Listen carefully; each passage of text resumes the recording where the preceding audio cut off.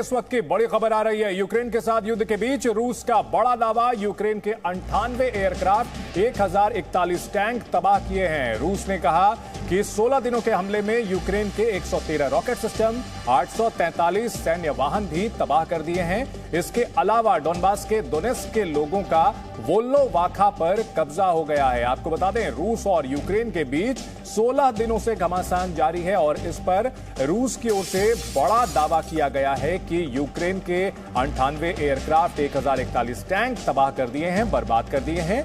113 rocket system भी बर्बाद किए हैं। रूस ने यह दावा किया गया है। 843 सैन्य वाहन भी तबाह किए गए हैं। यूक्रेन की ओर से भी बढ़ चढ़ के रूस के वाहनों की तबाही के दावे किए जा रहे हैं, नुकसान पहुंचाने के दावे किए जा रहे हैं। इस बीच रूस ने दावा किया है कि दोनेत्स्क के लोगों का वोल्नोवाख शहर पर कब्जा हो गया है। रूस ने इससे पहले यूक्रेन पर हमला किया था और हम अभी भी लगातार जंग जारी है। यूक्रेन युद्ध में हुई तबाही का मंजर हर तरफ देखने को मिल रहा है। हर तरफ जले हुए टैंक नजर आ रहे हैं। सेना की गाड़ियों को भारी नुकसान हो रहा है। दोनों ही पक्ष एक दूसरे को ज्यादा से ज्यादा नुकसान पहुंचाने का दावा कर रहे हैं, अपनी अपनी सेना का जोश बढ़ा रहे हैं। इन सब के बीच यूक्रेन एक बड़े वॉर जोन में बदला हुआ है। जबरदस्त घमासान चल रहा है। पूरी दुनिया की निगाहें इस युद्ध पर टिकी हुई हैं। लोग इंतजार कर रहे हैं कि बातचीत के जरिए कब यह समाधान निकलेगा, क्योंकि 3 दौर की बातचीत हो चुकी है। अभी तक कुछ भी बहुत प्रोडक्टिव नहीं हो पाया है। बड़ी खबर आ रही है, यूक्रेन के डेनिप्रो पर 3 हमले किए गए हैं। रूस के हमले में एक शख्स की मौत हो गई है। घमासान जारी है। रूस की ओर से लगातार हमला किया जा रहा है। अब रिहायशी इलाके भी जद में आ रहे हैं। बीच बीच में मानवीय कॉरिडोर दिया गया ताकि रिहायशी इलाके से लोग बाहर निकल सकें, ताकि रूस की सेना अपने हमले तेज कर सके। जो लोग रह गए हैं वो युद्ध की विभीषिका का शिकार हो रहे हैं और एक शख्स की मौत की खबर आ रही है डेनिप्रो से, जहां 3 हमले किए हैं एक के बाद एक रूस की सेना ने।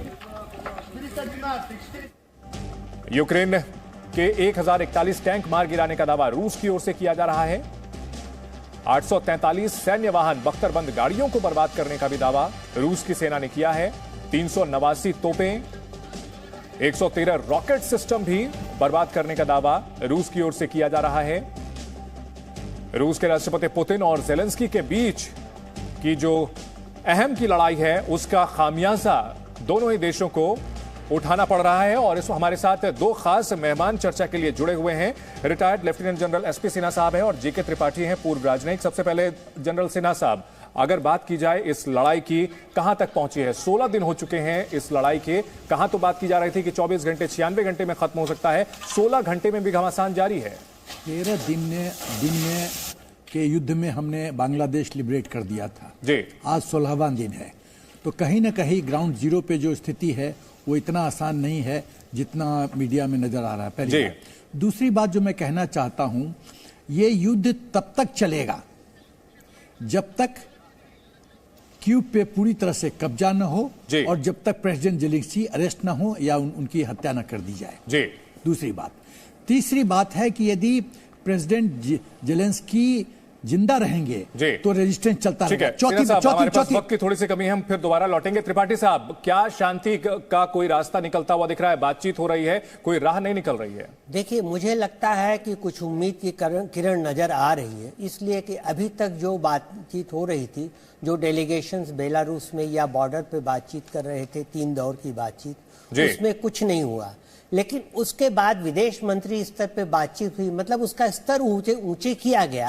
हालांकि उसमें भी कुछ खास वो नहीं हुआ, लेकिन फिर भी उसके बाद एक प्रेस कॉन्फ्रेंस को अटेंड करते हुए, संबोधित करते हुए लावरोव ने, रूसी विदेश मंत्री ने ठीक है, उम्मीद यही की जाए कि किसी भी स्तर पर हो, कम से कम शांति बहाली हो, यह घमासान रुके, क्योंकि पूरी दुनिया पर इसका दुष्प्रभाव पड़ रहा है।